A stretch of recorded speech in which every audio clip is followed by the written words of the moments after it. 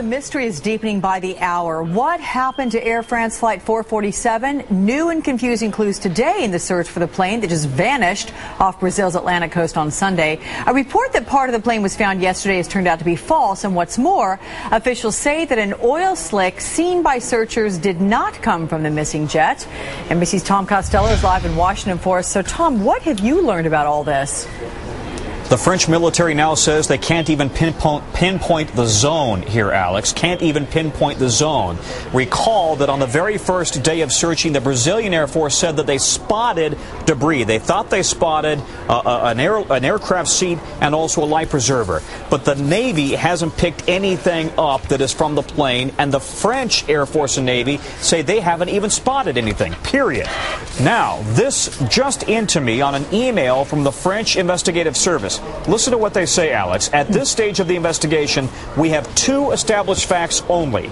The presence of severe convective cells, in other words, bad weather near the plane. That's fact number one. Fact number two, based on the analysis of the automated message broadcast by the plane, there are inconsistencies between various speed measures. In other words, when the plane was transmitting its automated data bursts back to the French maintenance base, it reported inconsistent airspeed readings. That's it. According to the French NTSB, those two facts are all they've got to go on. But because that's all they've got to go on, the French NTSB and also the maker of the plane, Airbus, is warning all pilots of Airbus planes, or rather advising them, remember what to do if you suddenly get inconsistent airspeeds.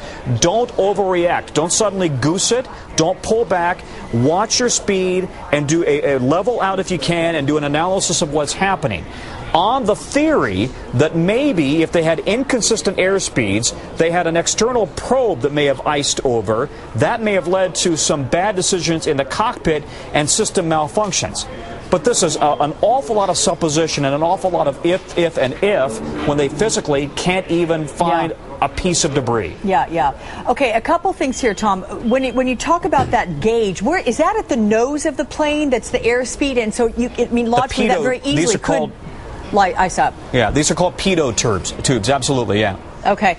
And then also, in terms of keeping that speed, if you're getting misgauging readings, you've got to take it off of autopilot, and that was done. Wasn't that one of the signals that was sent back to, where did they get those signals anyway? Was that France? Was that Brazil? Right. Where did they get those signals from? No, these are automated data transmissions that the plane, this is a very high-tech plane, and it's constantly sending data bursts to its maintenance base so that when the maintenance guys pull the record to go in and work on the plane, they can say, oh, we had this anomaly here, maybe we need to tweak this setting, look at that setting. When the plane was sending that data burst, that's all they have to go on right now. It reported airspeed inconsistencies. At some point, it reported disconnected autopilot.